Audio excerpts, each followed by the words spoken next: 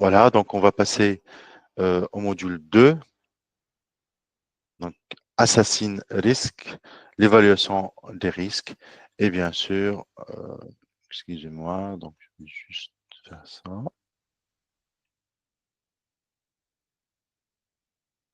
Oui, effectivement, c'est ce que j'ai vu. Camara a un problème de connexion. En général, je ne sais pas pourquoi ça passe pas. Euh, Excusez-moi, je ne sais pas, il y a un petit problème. Oui, ça va. Maintenant, c'est bien.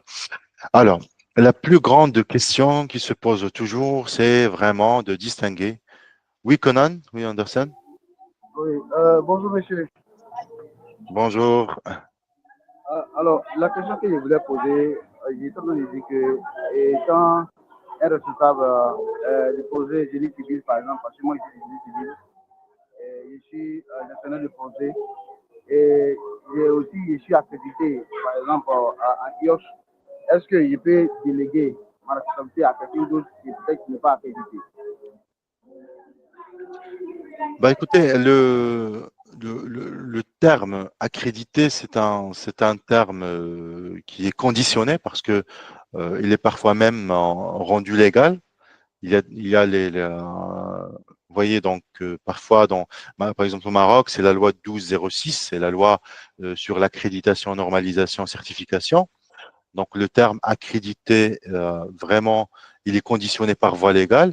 Et parfois, si la loi exige que l'exécution d'une tâche soit réalisée par telle ou telle personne accréditée, bien sûr, on a besoin de cette accréditation.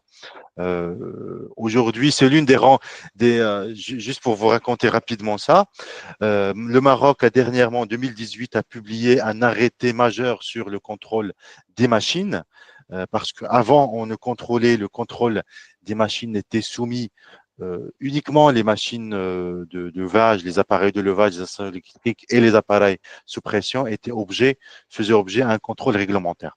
Alors, suite aux accidents répétitifs enregistrés avec d'autres machines, le Maroc a décidé de publier un arrêté ou un décret en 2013 et un arrêté en 2018 pour élargir ce contrôle réglementaire à plusieurs d'autres machines, d'autres catégories de machines, et non pas juste ces trois-là.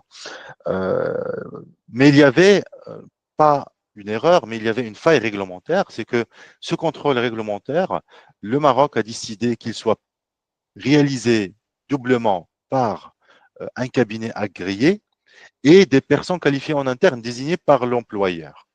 Donc, les deux sont accrédités, comme tu as cité, Conan. Donc, les deux peuvent le réaliser.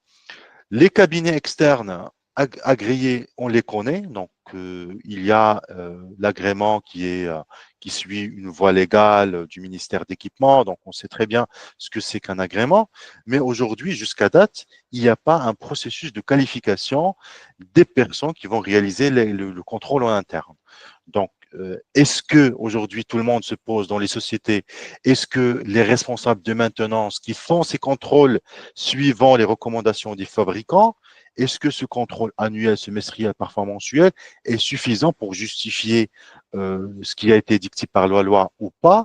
Et même aujourd'hui, les inspecteurs du travail, lorsqu'ils viennent contrôler, ils mettent des recommandations pour évaluer l'ensemble des machines par un cabinet externe, mais ils restent dans la partie recommandation.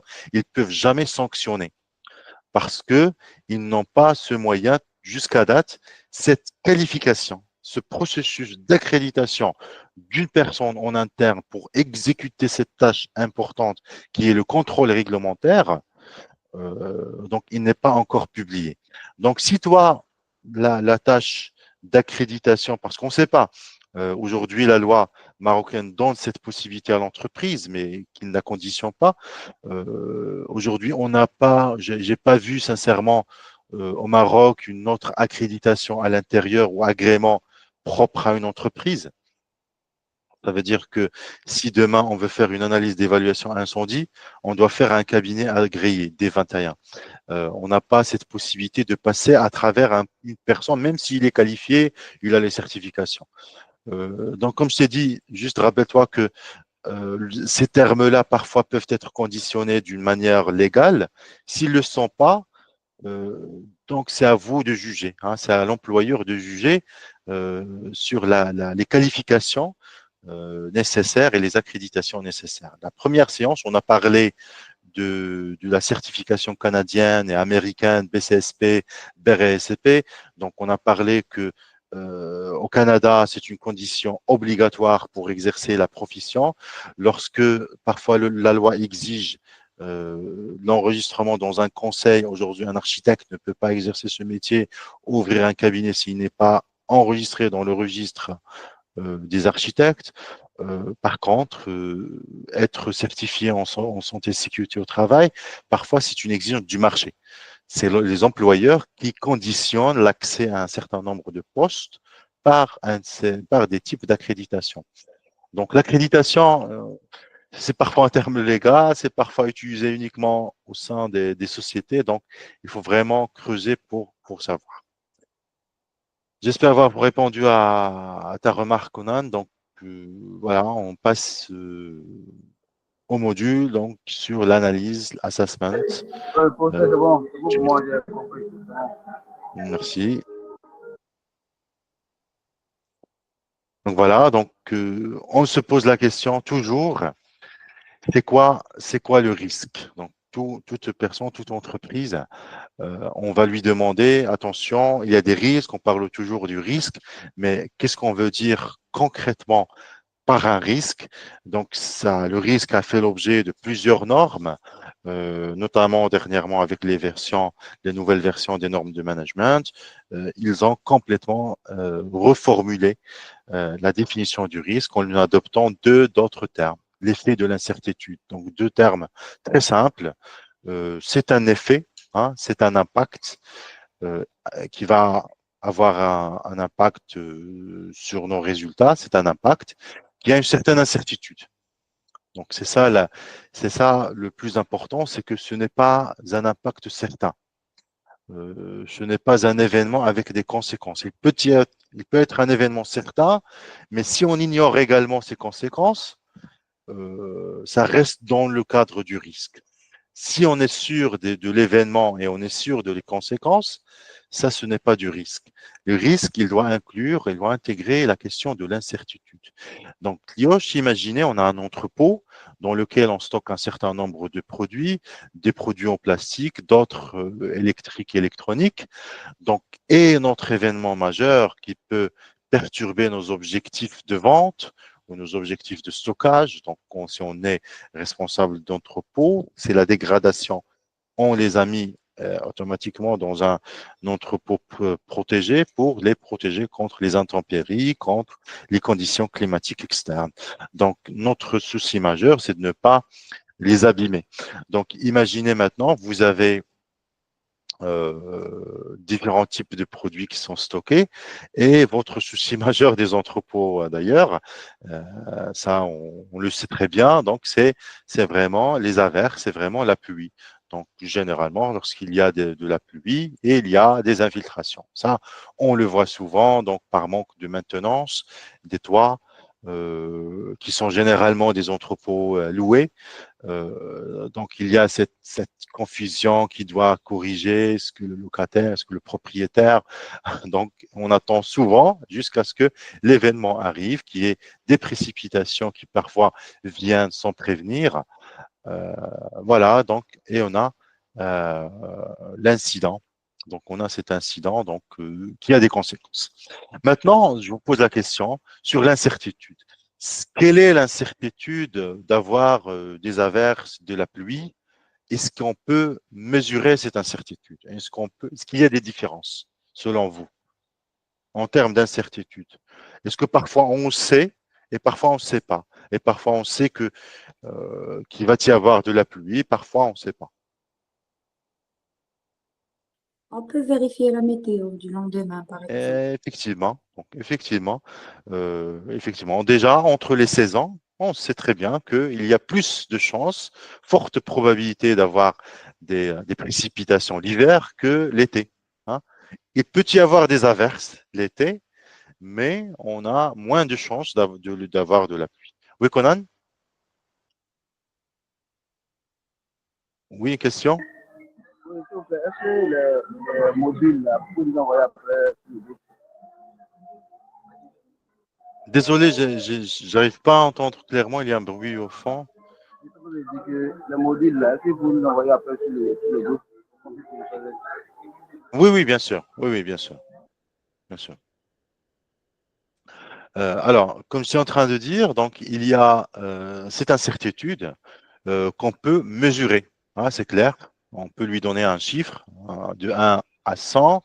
On peut dire qu'il y a 20% de certitude, d'incertitude d'avoir des averses de la pluie ou des infiltrations, c'est ça ce qu'on cherche. C'est ça l'événement, hein, c'est ça l'événement qui va, parce que même s'il y a de la pluie, si on n'a pas d'infiltration, c'est pas grave. Mais notre souci majeur, c'est d'avoir des infiltrations. C'est ça ce qu'on peut qualifier d'indésirable, d'événements qu'on cherche pas à avoir dans notre entrepôt. Donc, on peut dire qu'il y a de l'incertitude.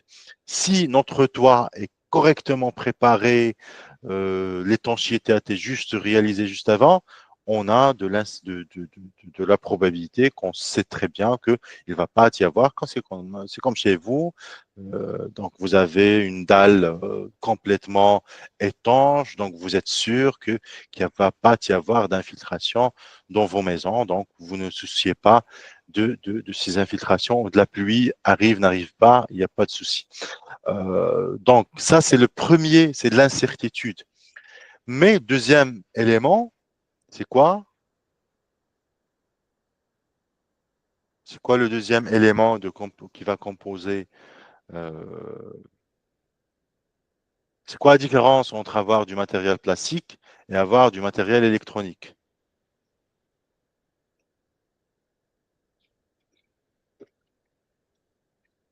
Hmm. C'est l'impact, ok? C'est l'impact. Ce qu'on va avoir, ce que l'événement, il est le même. Hein. Vous avez le même événement qui est une infiltration de pluie à l'intérieur de l'entrepôt, mais vous avez différents scénarios d'impact. Vous avez un impact minime sur les produits plastiques parce que ils supportent, bien sûr, on peut même les utiliser, on peut même parfois les stocker à l'extérieur. Sinon, vous avez un impact majeur sur du matériel électrique et électronique qui va être abîmé, perdu complètement. Donc ça, on le comprend. Donc voilà, c'est la notion du risque, c'est le lien entre un événement indésirable et son impact.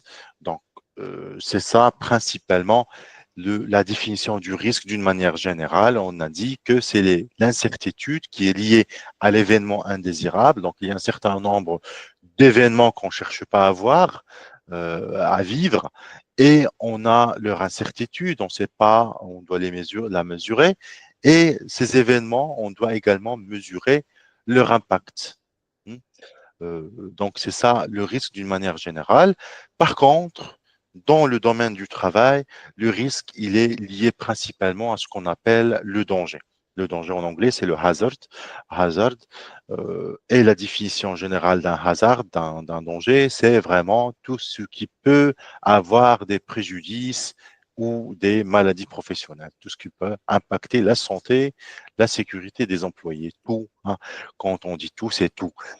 Ça peut être un comportement, ça peut être quelque chose de physique, de palpable, qui a un potentiel de danger, ça peut être quelque chose d'invisible, hein, l'électricité, voilà. Il y a une théorie hein, du danger, donc c'est un ex-directeur sécurité et santé au travail de la NASA, donc ouais, qui a vraiment euh, fait une thèse sur la relation danger-énergie. Et en fin de compte, il s'est vraiment lancé sa théorie que vraiment le danger n'est autre que l'énergie. Donc, une énergie, c'est un danger. Et l'entreprise, ou vous, ou d'ailleurs Einstein a déjà mis sa formule E est égal à mc au carré, qui reconditionne la matière, qui reconditionne la matière en disant que toute la matière, elle est de l'énergie. Hein, il suffit de faire des petites transformations. Et on a l'autre loi de Lavoisier qui dit, voilà, l'énergie se transforme. Il a cette capacité de se transformer. Il n'est jamais perdu, il n'est jamais crié, mais se transforme, peut devenir solide, il peut devenir gazeuse, il peut devenir énergétique, il peut devenir sous forme d'onde. La matière radioactive qui est émise, qui se transforme en matière physique à une matière d'onde électromagnétique. Donc l'idée derrière, tout simplement, c'est que il y a de l'énergie. Et le drôle dans l'histoire, c'est qu'on a besoin de cette énergie pour faire fonctionner nos processus. Donc, une entreprise, c'est quoi? C'est un système composé de processus qui vont transformer de la matière première, des éléments d'entrée, euh, raw materials, matière d'entrée, qui n'a pas généralement de valeur ajoutée, donc de valeur en elle-même, sauf si on veut la vendre avec ce qu'on qualifie généralement de matière à faible valeur. Et l'entreprise là, elle est là pour transformer, mais pas uniquement pour retransformer bêtement, mais retransformer pour donner une valeur ajoutée et revendre avec une valeur. C'est ça ce qu'on appelle de la matière à haute valeur ajoutée, c'est-à-dire on lui a ajouté de la valeur.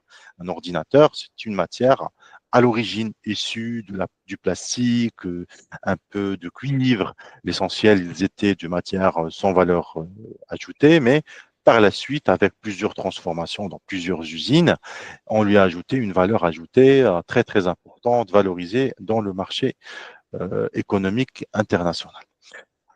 Mais on avait besoin de l'énergie. Donc, l'énergie, il est là. Donc, si on veut pas l'énergie, on a besoin pour faire fonctionner nos machines. On a besoin de l'énergie pour cuisiner. On a besoin de l'énergie pour faire fonctionner tout type de processus. Donc, il y a différents types d'énergie, ça on le sait. L'énergie thermodynamique se transforme, peut devenir une énergie thermique, hein, et peut être à la base une énergie électrique. Hein. L'énergie électrique, via l'effet Joule, se transforme par frottement des électrons, se transforme en chaleur. Euh, on n'a pas généralement besoin de cette chaleur, parfois on a besoin. La matière gazeuse se compose par combustion et donne de l'énergie sous forme de chaleur, se transforme également par réaction chimique de pyrolyse et donne de la chaleur. Donc, il y a de la transformation au quotidien. Il y a pour faire fonctionner nos chaudières, pour faire fonctionner, c'est pas nos usines de fabrication d'énergie électrique, hein, nos turbines. Donc, on a besoin de cette énergie.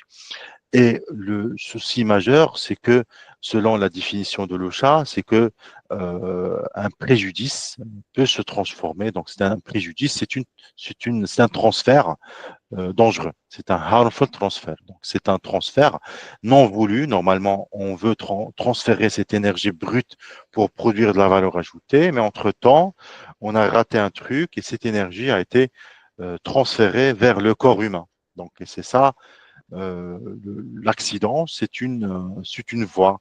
Donc c'est comme l'électricité qu'on cherche pas à qu'elle soit transférée via le corps humain et qu'on mette en place un système de mise à la terre parce que on veut que le dernier recours, normalement, nous, l'énergie électrique, on veut dans une machine de lessive ou dans une autre machine, on veut utiliser cette énergie pour faire fonctionner un certain nombre de moteurs, mais en cas de défaut électrique et qu'il y a une fuite de cette énergie, on veut au moins qu'il ne passe pas à travers un corps humain. Donc, il vaut mieux qu'il part vers la Terre suivant un chemin autre préférencié, mais donc il vaut mieux que ce chemin ne soit pas le chemin du corps humain. Donc ça, on a de l'énergie. Et ça, c'est clair. Donc, et c'est elle qui conditionne les dangers. Donc, le danger n'est autre qu'une caractéristique énergétique de potentialité d'avoir un accident, d'un objet, d'un comportement. Donc, un objet, par exemple, mis à la terre, au sol, n'a pas un objet brut, hein, inerte, posé, donc au sol, n'a pas d'énergie. Le moment où on va le soulever, le stocker dans une étagère, dans un rayon, donc on lui a donné une énergie, ce qu'on qualifie d'énergie potentielle. Donc, en plus de ses caractéristiques, de ses dimensions, de sa couleur et autres, à un moment donné, dans son histoire, il a acquis une caractéristique nouvelle qui est dangerosité. Donc, il est devenu dangereux. Donc, un objet posé en hauteur, il a une dangerosité de chute, ce qu'on qualifie de chute d'objet, donc il devient dangereux. À la base, s'il n'est pas produit chimique, il détient autre dangerosité liée à sa structure. Normalement, au départ, il avait pas de dangerosité, mais le moment où il est stocké, il a acquis, bien sûr, une nouvelle énergie, une nouvelle caractéristique de dangerosité. OK? Dans le travail, j'ai dit qu'on a des processus. Et le but d'avoir de l'énergie, ce n'est pas vraiment de créer des accidents, mais vraiment, c'est de transformer et d'ajouter de la valeur ajoutée. L'une des définitions des processus, c'est que un processus, c'est un ensemble d'activités ou d'interactions qui vont transformer des éléments d'entrée en éléments de sortie en créant de la valeur ajoutée. C'est ça ce qu'on cherche. Mais en produisant des nuisances potentielles. Il y aura des nuisances. Pourquoi? Par manque de maîtrise. Donc, le troisième terme important, donc on a dit il y a la probabilité, la gravité, le danger. Le quatrième, c'est la maîtrise. OK? Donc, l'entreprise, elle est censée maîtriser, contrôler l'énergie, contrôler la dangerosité de l'énergie. L'installation électrique à haute tension, à basse tension diffère en termes d'énergie, en termes de dangerosité. C'est la raison pour laquelle on ne donne pas l'autorisation, par exemple, de mettre en place un transformateur d'énergie électrique de moyenne tension à basse tension à n'importe qui. On ne peut pas autoriser n'importe qui à accéder sans avoir vraiment une habilitation. Donc c'est ça, donc on a besoin d'une maîtrise pour pouvoir contrôler la dangerosité de l'énergie. Voilà, donc ici, est-ce que quelqu'un peut me dire quel type d'énergie dans cette photo?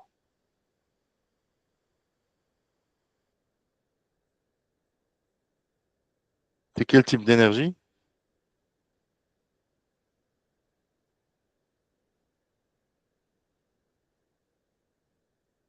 Dans cette photo-là, on a un scénario d'accident.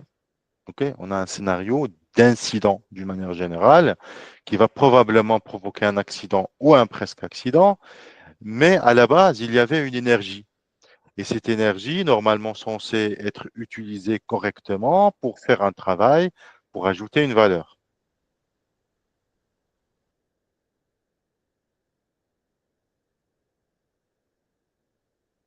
Alors,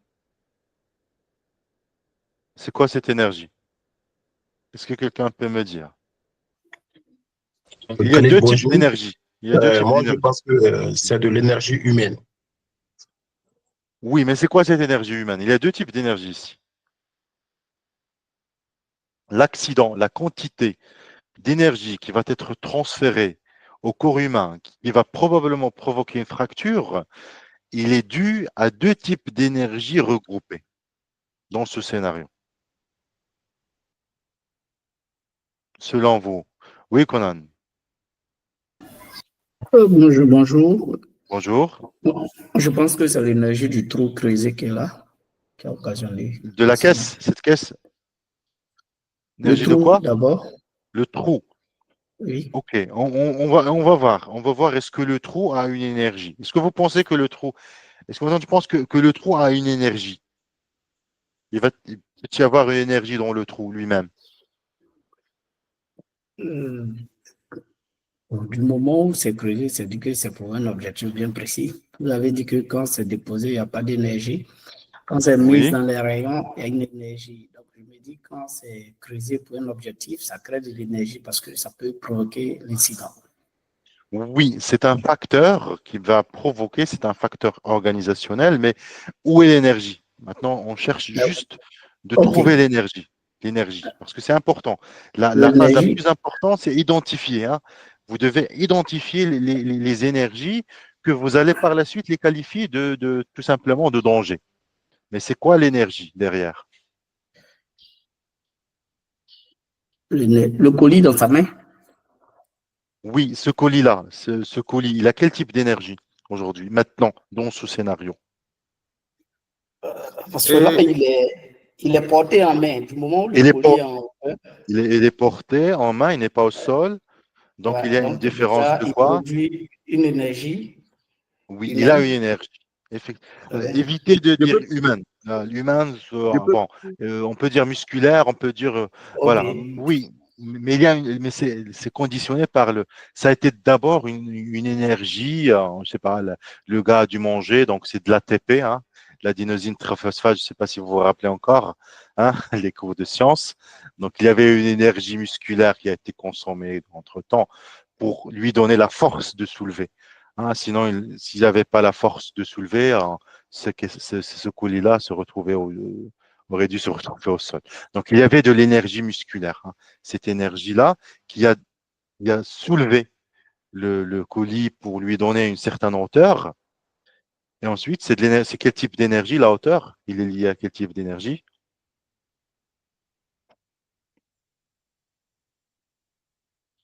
Les sciences de physique. Hein. C'est quel type C'est d'énergie? lié, Monsieur je Khalid, peux intervenir. Oui, oui, Ismaël. c'est Et c'est lié à l'énergie potentielle. Exactement. Là, on a donc c'est de l'énergie potentielle tout simplement. Donc là, on a une auto. C'est pour ça que je vous ai dit, est-ce que ce trou aujourd'hui peut être qualifié de danger? Hein? C'est un facteur d'escalation. C'est un facteur qui va conditionner un événement, mais en lui-même, il n'y a pas suffisamment de hauteur pour conditionner la chute de hauteur, parce que c'est la hauteur qui est là importante. Donc, mais c'est un facteur, hein, il ne faut pas oublier, c'est un facteur organisationnel qui va provoquer. C'est pas l'énergie elle-même, on va le retrouver dans les causes racines. L'idée derrière, il y a une deuxième énergie,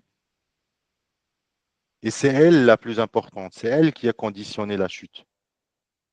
C'est elle que le monsieur n'a pas su contrôler, n'a pas su. Monsieur Khalid, Oui, est-ce qu'on peut considérer la gravité comme une énergie?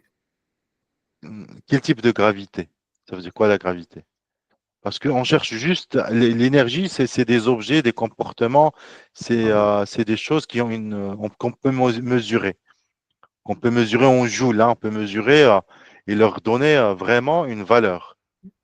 Dans ce cas, si je comprends bien, cet homme est déséquilibré, donc la gravité va jouer un rôle de le mettre à terre, c'est ça? C'est- Oui, il y a la gravité. Oui, il y a la gravité. Tu parlais de la gravité terrestre. Oui, oui. Effectivement, il y a cette énergie. Oui, il y a de la gravité, sinon il n'aurait jamais tombé. Hein.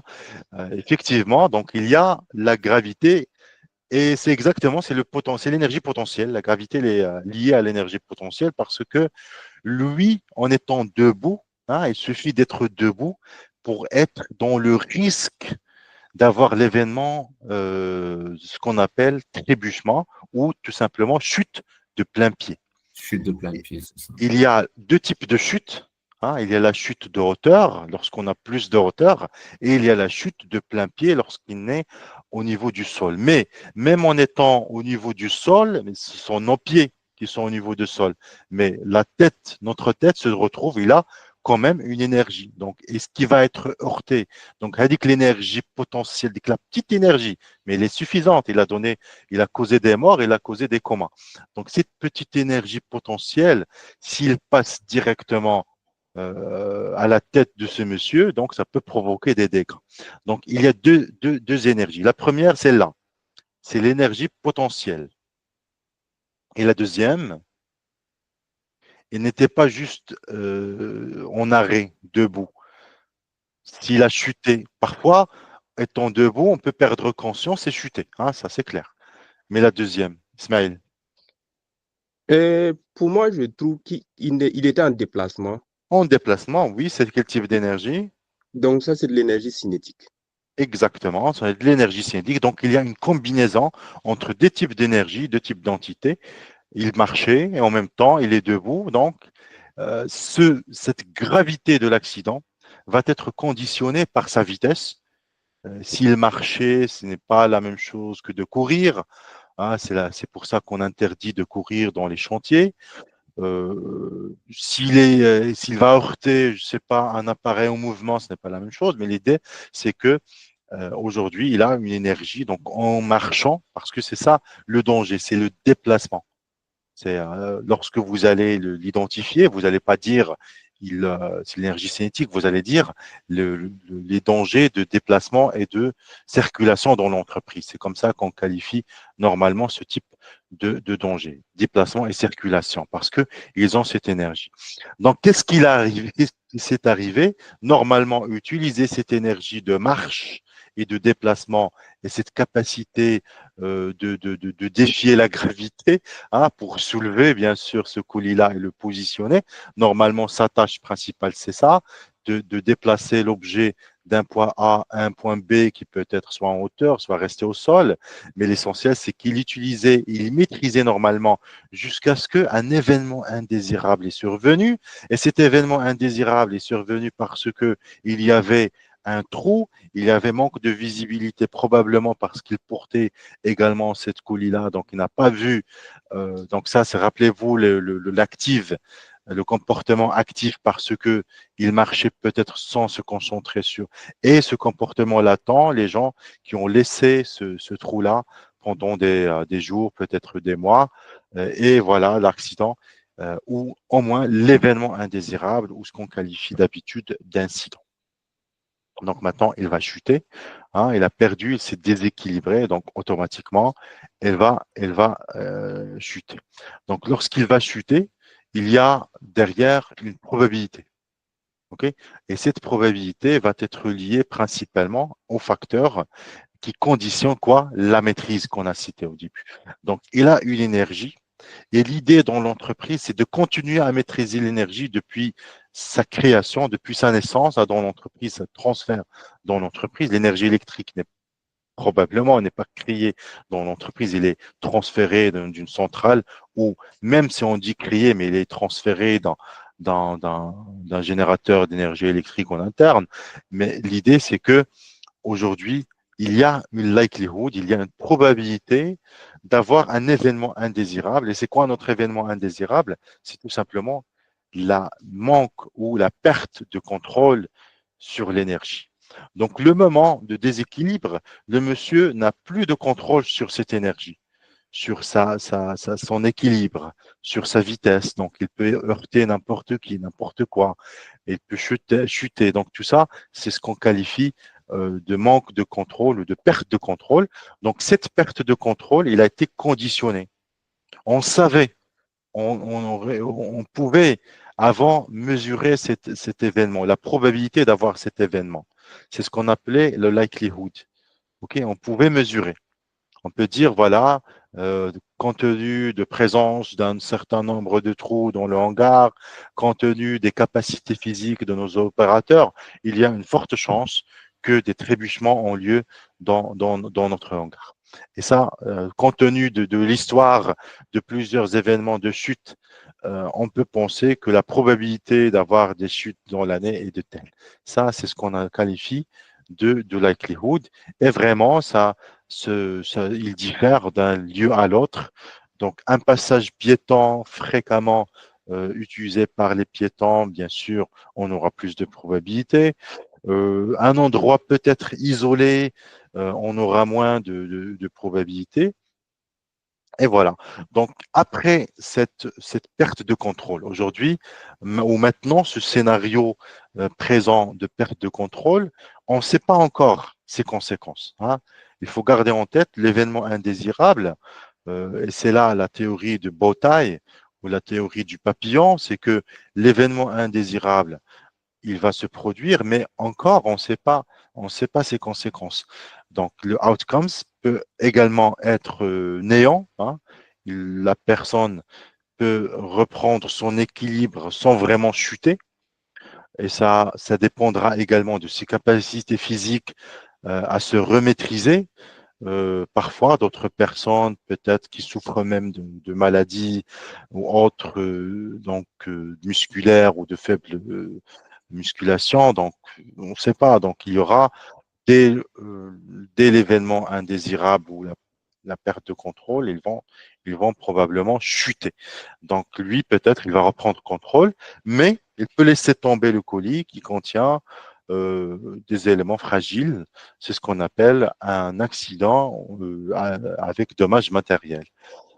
Sinon, comme j'ai dit, s'il chute complètement, s'il a du poids, et si avant il avait une vitesse encore, il courait donc, il avait une vitesse supérieure à la normale de la marche, donc on peut vraiment s'attendre à une fracture. Donc ça, c'est ce qu'on appelle de préjudice ou un accident.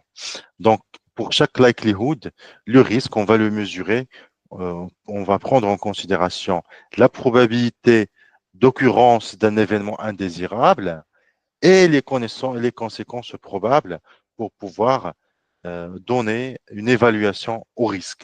On va dire le risque, il est important, la probabilité, elle est élevée ou pas élevée, mais le risque, il peut être important ou moins important. Et dorénavant, pour vous, lorsque vous allez désigner une industrie, il vaut mieux dire c'est une industrie dangereuse que de dire une industrie à risque ou à haut risque, parce qu'on a l'habitude de dire des industries à haut risque. Mais le mot, la terminologie correcte utilisée, c'est hazardous industries. Hazardous, hazard, on a dit hazard, c'est danger, c'est les industries dangereuses qui vont utiliser un danger grave, un danger important, soit de la matière chimique dangereuse, soit du produit chimique, soit des produits réactifs, généralement ce qu'on appelle les process safety. C'est là où on applique les principes du process safety management, où on a la transformation des produits chimiques dangereux. Donc, parce qu'on ne sait pas, une industrie peut même ne pas être dangereuse et avoir une maîtrise de risque vraiment très bas. Euh, donc, dans les années 2000, donc on a enregistré au Maroc l'accident de Rosamor, Mohamedia, donc vraiment, donc c'est pas une industrie dangereuse, mais il y avait tellement d'erreurs dans dans la soi-disant la sécurité incendie, dans la conception du bâtiment. Donc le moment où on a eu un simple incendie, donc il a provoqué la mort de plusieurs personnes. Donc ce n'est pas nécessairement avoir une industrie qui a des dangers majeurs pour avoir une industrie à risque. Le risque, on le maîtrise. On peut avoir vraiment des dangers mineurs et des dangers moins dangereux que d'autres et ne pas vraiment contrôler et maîtriser notre risque. Donc voilà, donc il y a plusieurs dangers. Donc le danger vraiment présence qui vont conditionner ici la circulation, ici la dangerosité est liée au mouvement des personnes. Parfois, la dangerosité vient de l'incapacité d'intervenir en cas d'urgence. On a vu que le risque, il est également lié à la conséquence. Donc, parfois, le même événement, si on sait comment intervenir rapidement pour réduire ses conséquences, on aura moins de risques.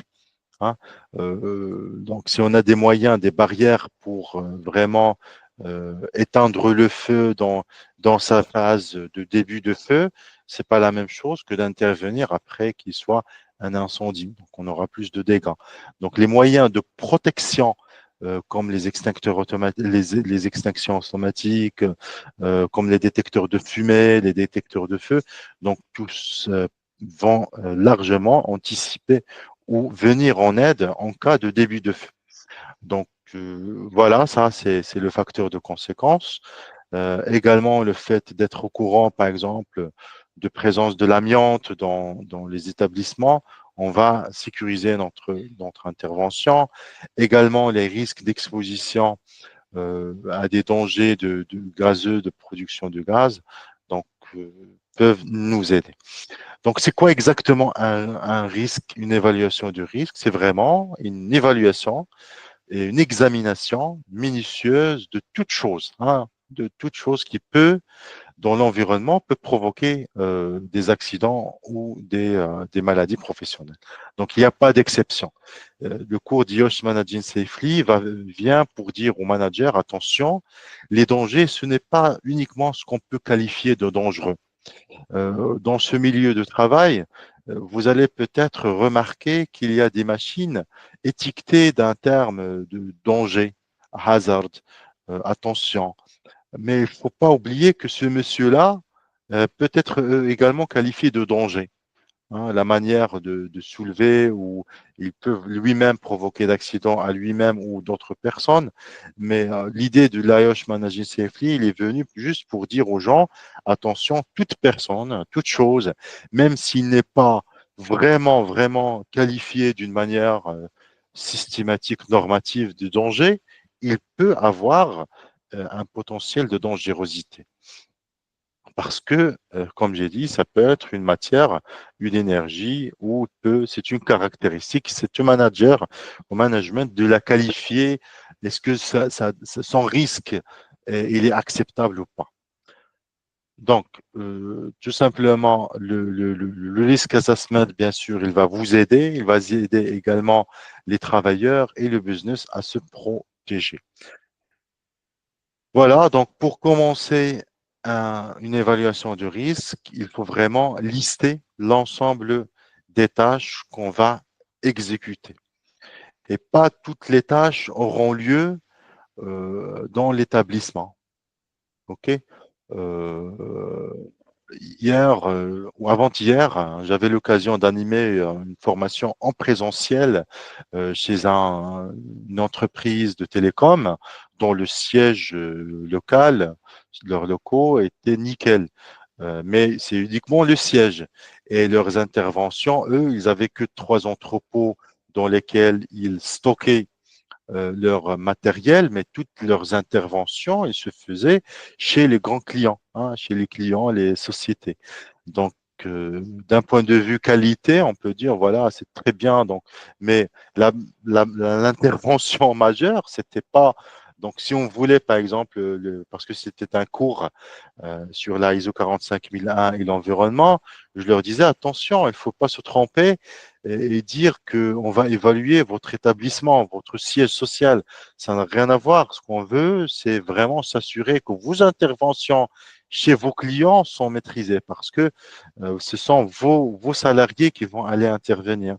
Est-ce qu'il n'y a pas quels sont les processus vraiment qui vont les protéger contre les dangers des autres entreprises qui sont généralement, comme j'ai dit, de hazardous industries. Ce sont des entreprises vraiment qui utilisent des produits dangereux, donc une intervention de vos salariés au sein de ces sociétés, vraiment, elle est pleine de risques. Donc, d'abord, lister la localisation du risk assessment, c'est elle la première tâche. Ce n'est pas vraiment toujours in situ. Ce n'est pas vraiment dans les locaux de l'entreprise. L'opération peut avoir lieu à l'extérieur, dans un lieu public, chez un autre, dans un lieu d'habitation, hein, chez un client particulier. Hein, on sait très bien qu'il ne va rien t'apporter en termes de sécurité. On a pas mal de fois entendu parler des électriciens, des techniciens de climatisation au Maroc. Il y a plusieurs qui ont chuté de hauteur au moment où ils installaient les climatiseurs chez des clients particuliers. Donc voilà, donc ça, c'est le genre d'intervention qu'on va prévoir. Les amis, on va faire une petite pause de 15 minutes, OK? Et on reprend à 11h30 pour continuer sur ces étapes d'évaluation des risques. Donc la session va rester ouverte et on reprend à 11h midi, à 11h30, OK? Merci.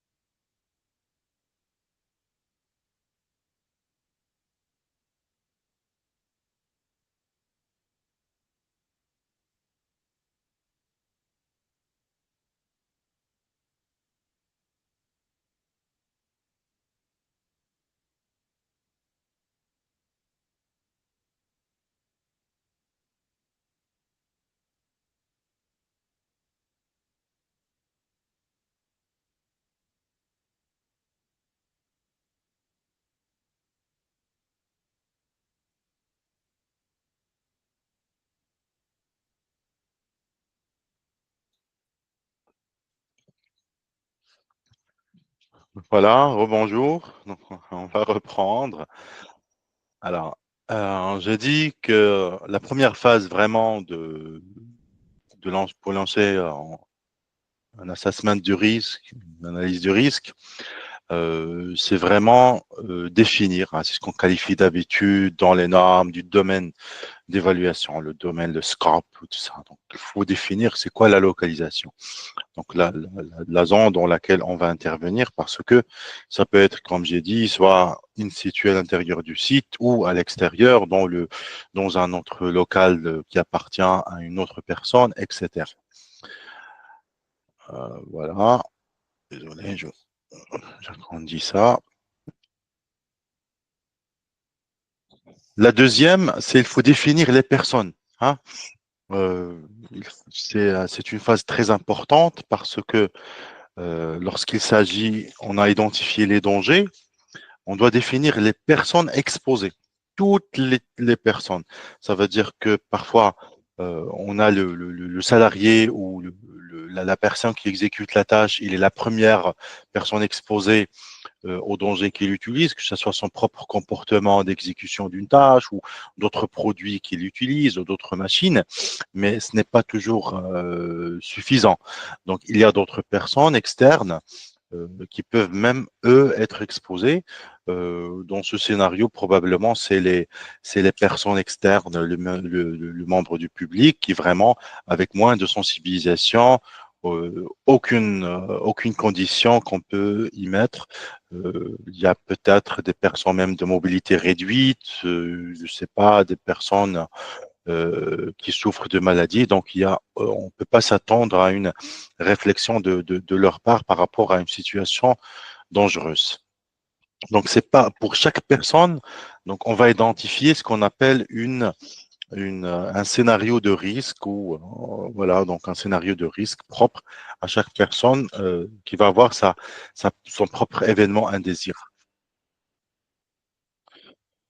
Également, on doit identifier les équipements donc qu'on va utiliser dans notre évaluation de risque. Désolé, j'arrive toujours pas à comprendre c'est quoi le problème parce que il ne marche pas correctement comme d'habitude. Voilà. Donc, la quatrième des choses, c'est qu'on doit définir la nature de l'activité qu'on va exécuter parce que l'activité, il intègre également une certaine dangerosité et on doit la comprendre. Et parfois, on a des évaluations du risque qui sont orientées uniquement à activité. C'est ce qu'on appelle le Job Hazard Analysis ou l'analyse du risque au poste du travail.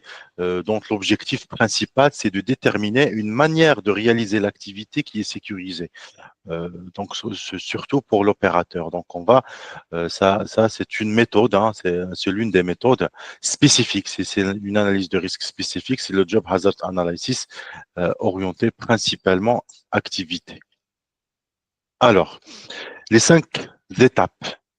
Évidemment, vous aurez dans vos exercices d'évaluation QCM hein, des questions sur les étapes d'analyse des risques. Mais ce chapitre est également important parce que ce chapitre sur lequel vous allez vous baser pour préparer vos projets. Donc, vous aurez des questions dans le QCM et également, vous allez utiliser la méthodologie proposée ici pour préparer vos projets de fin d'études. Donc, l'identification du danger, c'est la première étape. Et tout simplement, un danger, c'est une énergie. Donc, on va identifier les différents types de dangers. Est-ce que vous pouvez me dire quel type de danger ça peut provoquer ce seau, par exemple, rempli d'eau? Quels sont les différents types de dangers? Est-ce que posé au sol maintenant, est-ce qu'il peut présenter un danger?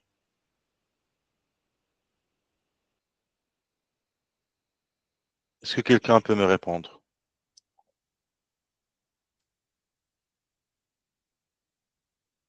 C'est quel type de danger et quel type qu'il y aura dans l'exécution de l'ensemble des tâches? Déjà, comme localisation, c'est très bien que c'est un lieu public à l'extérieur. Donc, et la tâche, c'est vraiment le nettoyage des vitres. Donc, à un moment donné, bien sûr, il va remplir ce seau d'eau et ensuite, il va le remonter, il va l'amener avec lui pour l'utiliser pour le rinçage des vitres. Donc, c'est quel type d'énergie il aura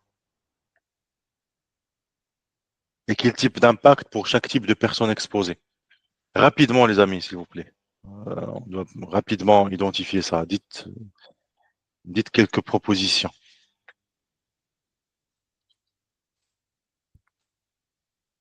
Et je pense que le Oui, saut Smaïn. peut présenter, oui, un risque d'énergie. Et là, quand il va porter le seau. Oui, Quand il va porter le seau rempli d'eau, oui, en hauteur, on aura une énergie potentielle. exactement. Il y a de l'énergie potentielle. Ça, tu as identifié le danger. Oui. D'accord? Donc, Et maintenant, oui. oui. Vas-y, vas-y. Après, oui. Après, et s'il porte le seau en hauteur, Oui, il y a la possibilité que le seau tombe sur un passant. d'accord. D'accord. Donc, tu as fait, Comme- entre-temps, tu as identifié les personnes exposées. Oui, Parmi eux, des membres du public présents en dessous, donc oui, dans le périmètre du travail. Donc, c'est pour par oui, rapport à cette personne-là, par rapport à un membre du public, le scénario de risque, c'est la chute du seau qui va heurter la personne. oui. Est-ce qu'il y a d'autres personnes qui sont exposées en même danger, en même énergie? Et il y a le travailleur aussi, celui qui exécute la tâche. Comment il peut être heurté ou c'est quelle est Bon, la pas pas heurté, heurté, mais hein. soi-disant comment il va être exposé à ce type de danger, comment il va subir les dégâts de ce danger. Le seau rempli d'eau peut le déséquilibrer, surtout qu'il travaille en hauteur. Oui, il va le déséquilibrer, mais là on parle d'un autre danger. Mais supposons on parle du danger lui-même, pas en tant que facteur d'escalation, en facteur de risque, parce qu'il y a les risques, il y a les facteurs de risque qui vont juste provoquer l'arrivée d'un autre événement. Ils vont pas être être le danger dans l'événement. S'il chute, il tombe et que le seau également tombe sur lui, il va le heurter, oui. Mais par contre, s'il juste il va participer dans son déséquilibre, ça c'est un facteur d'escalation. Par contre, le seau rempli d'eau, il va jouer dans un autre, dans une exposition. Il va provoquer d'autres dégâts, autres que la chute, qui va provoquer des choses chroniques, hein, n'est-ce Et il pas? y a Oui. on peut dire les éclaboussures sur les gens, les passants ou sur lui-même. Oui, oui, oui. Par contre, la personne, imaginez 20 ans de travail en soulevant ce seau, donc il va avoir des troubles, hein. Il va avoir des troubles musculo-squelettiques, donc peut-être il va développer des maladies d'hernie discale, il va peut-être, je sais pas, des tendons déchirés. Il y a beaucoup de dégâts donc, qui peuvent être subis uniquement par l'utilisation de imaginons que pendant toute la vie de ce saut, il n'a jamais été tombé. Donc, par contre, il peut toujours continuer à effectuer, à transférer. Rappelez-vous, c'est un harmful transfer. Il va continuer à transférer cette énergie potentielle au système musculaire et osseux de l'opérateur qui vont et automatiquement, il y a tout un système, les tendons, les ligaments, les os, donc ils vont tous subir des dégâts, peut-être pas graves instantanément, mais avec le temps, ils vont se dégrader et voilà, il va développer des maladies chroniques. Donc par rapport à la personne, ce danger-là, il peut lui provoquer des maladies professionnelles et par rapport aux membres du public, il va provoquer une chute. Donc la conséquence, c'est heurter un passager et probablement provoquer la mort. Donc ça peut même provoquer des dégâts graves. Très bien, donc il y a d'autres éléments, donc les produits chimiques autres. Ok, c'est pas grave. Ouais, ok. Désolé, ça, je rencontre là-dedans. Voilà, donc il y a bien évidemment ce véhicule, donc avec cette énergie cinétique, avec son poids, il va provoquer des dégâts graves en cas de circulation. Donc c'est la circulation des véhicules, la circulation des engins, donc il y a qui porte en elle-même, donc bien sûr, l'une des énergies majeur. Donc d'abord, c'est une énergie thermique. Elle-même, il peut provoquer, donc si on parle du combustible, de l'essence ou du gasoil, donc il peut provoquer un incendie, mais même en utilisant cette énergie thermique pour faire bouger le véhicule en mouvement, donc c'est une énergie cinétique, donc il peut provoquer, heurter d'autres personnes ou les écraser. Voilà, donc c'est ça les dangers. Ensuite, comme j'ai dit, c'est par rapport à chaque personne identifiée, donc on va estimer le risque. Alors, le terme anglais ne veut pas dire évaluer automatiquement juste le niveau de risque, mais également déterminer le scénario de risque. OK?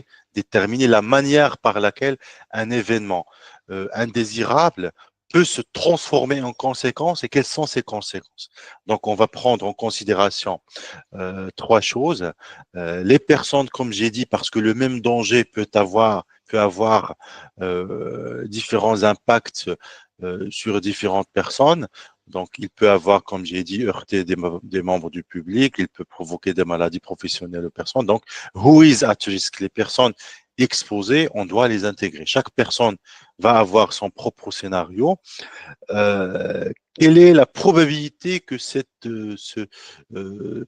que cette activité, que ce danger se transforme en événement indésirable? À quel moment l'opérateur probablement va perdre le contrôle sur son show? Donc, quel est l'événement déclencheur peut-être qui va influencer? Si il le porte avec ses mains, on sait très bien qu'il y a une grande probabilité que le saut chute. Et la gravité, hein, how serious, la gravité. Donc, plus évidemment, il y a de la hauteur, l'énergie potentielle, bien sûr, elle va devenir très importante.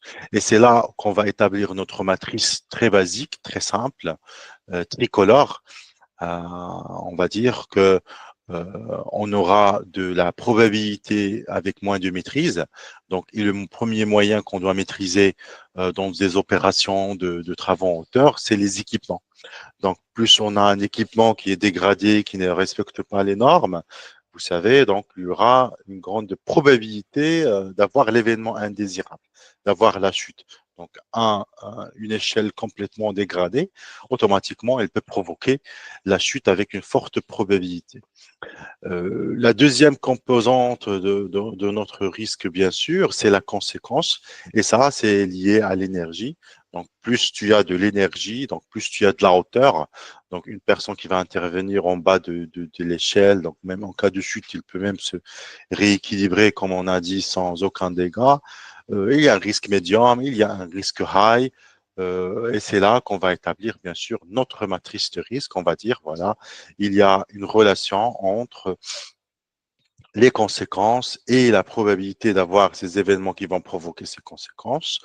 Moi, ce que je vous propose, c'est vraiment, dans un premier temps, ou si vous êtes dans un système compliqué, d'utiliser tout simplement un système très basique parce que il est compréhensible. OK? Parce que pourquoi on fait de l'évaluation? On fait pas l'évaluation juste pour le plaisir, pour avoir comment dirais-je, le plaisir intellectuel à comprendre. Il y a des chercheurs qui font ça juste pour le plaisir, hein, pour le plaisir de bien comprendre. Ça leur donne de la joie intellectuelle de comprendre le risque, de comprendre le fonctionnement. Donc les scientifiques, c'est parmi les choses qui les motivent, c'est pas toujours d'avoir des choses concrètes. Alors que vous, non. Vous êtes dans l'entreprise, il y a derrière des objectifs à atteindre. Donc vous faites ça pour avoir des objectifs, n'est-ce pas? Donc, vous ne faites pas juste une activité pour le plaisir. On a dit l'accountability du top management, il est dans la réalisation de l'objectif. Donc, il y aura toujours des actions à faire. OK? Et cette évaluation va nous permettre de guider nos actions. Donc, moi, ce que je vous propose, c'est vraiment de partir. Parce que si vous n'êtes pas dans une industrie à haut risque ou à haut danger, j'ai oublié, donc à haut danger, notamment hazardous industries, où on est obligé de mettre en place des systèmes un peu compliqués comme le HAZOP, le HAZID, les autres méthodes, DAMDEC et autres méthodes. Il faut juste partir sur quelque chose de simple. Et la méthode la plus simple, c'est la méthode tricolore des feux de la voie. Donc, on appelle ça Road Safety Light Traffics. Donc, c'est les trois couleurs hein, qu'on sait très bien. Il y a le vert qui nous autorise à avancer. Hmm. Il n'y a pas l'objectif quand on est sur la voie routière, c'est de bouger, hein, c'est pas de rester immobile. Mais si on trouve un stop ou un feu rouge, c'est pour s'arrêter parce qu'il y a une raison. Donc l'idée de base, c'est de bouger, hein, c'est pas de s'arrêter, d'avoir des voies de circulation, c'est pour circuler. Donc le principe, c'est un mouvement. Donc s'il n'y a pas de risque ou le risque est acceptable, on aura le feu vert et on peut bouger. Le deuxième, c'est le rouge. Donc, on estime que c'est très extrêmement dangereux de bouger. Vous allez vous exposer à un risque majeur. Donc là, on va vous demander de stop, d'arrêter. Donc, pour prendre immediate action. Et parmi les actions sur la voie, c'est de s'arrêter au feu rouge. Entre les deux, il y a ce qu'on appelle cette partie de tolérabilité, c'est le orange ou le jaune. Et même vous allez constater ça parfois dans les grandes villes. Donc, pour ne pas trop perturber également la nuit, il y a beaucoup de les feux de route qui vont se transformer. Donc, le jour, ils donnent les trois couleurs, mais la nuit, peut-être, ils vont uniquement clignoter en jaune. Ça veut dire ils alertent, hein. Il faut faire attention, il faut réduire la vitesse, il faut vraiment s'assurer qu'il n'y a personne qui vient des deux côtés. Donc, là, mais tu as l'autorisation d'avancer. Donc, c'est ce qu'on appelle, il y a un risque tolérable. Donc, on ne veut pas perturber la production, on ne veut pas perturber l'avancement. L'un des principes de l'IOJ, comme j'ai dit, c'est gérer le conflit d'intérêts. Vous êtes dans une société, en ta qualité de salarié, même en qualité de consultant, vous avez un intérêt de la continuité de la production. C'est parce que vous touchez un salaire. Vous êtes payé par la production. Donc, c'est dans votre intérêt que la production continue. Donc, il y a pas. Donc, c'est un intérêt. Le deuxième intérêt, et qui est en relation directe avec le maintien de votre poste, c'est vraiment la sécurité des personnes. Entre les deux, il y a cette nuance de tolérabilité. Donc, et c'est généralement lié au comportement humain. Par exemple, si vous pouvez travailler et construire un échafaudage pour exécuter la tâche correctement, on peut dire que ça, ou une plateforme pour accéder à des vannes, on peut dire que voilà, on est dans la phase acceptable, le vert. Mais le moment où on n'a pas la possibilité technique et financière de réaliser cet échafaudage ou ces plateformes, et que c'est une intervention de courte durée, une fois par an, on peut tolérer l'utilisation des harnais, des lignes de vie, donc un comportement qui en lui-même expose le salarié à un risque, mais qui est tolérable. Mais on ne veut pas tolérer un travail où l'opérateur n'est pas qualifié, n'est pas formé, n'est pas protégé par des outils adéquats. Donc là, c'est ce qu'on appelle le stop. On ne peut pas réaliser cette tâche. Donc voilà, c'est le différents niveaux de likelihood, différents niveaux de conséquences. On peut vraiment, comme j'ai dit, encore davantage retravailler la matrice, ajouter d'autres sous-actions, d'autres niveaux. Voilà, donc il y a différents niveaux, ça dépend du secteur d'activité, ça dépend de la taille de l'entreprise, de la complexité des activités. Parfois, ça suffit pas de mettre en place un système basé sur 3 niveaux de risque. Il faut partir sur une dizaine, mais c'est à vous, hein, parce que vous n'êtes pas obligé de compliquer, de rendre la tâche compliquée à vos managers. Donc, vous pouvez dans un premier temps commencer. Et si vous constatez que vous êtes bloqué, qu'il faut encore avancer dans vos procédures, donc vous pouvez rendre un peu plus compliqué, ajouter d'autres sections, d'autres niveaux de risque. Mais ça, c'est vraiment à travailler avec précaution pour ne pas perdre la motivation des gens à travailler par risque de complexité. Donc, ils vont constater que c'est compliqué et ils vont lâcher.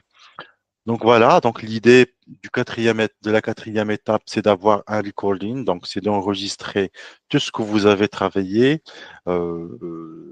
l'évaluation, les résultats, les actions, donc vraiment avoir un enregistrement.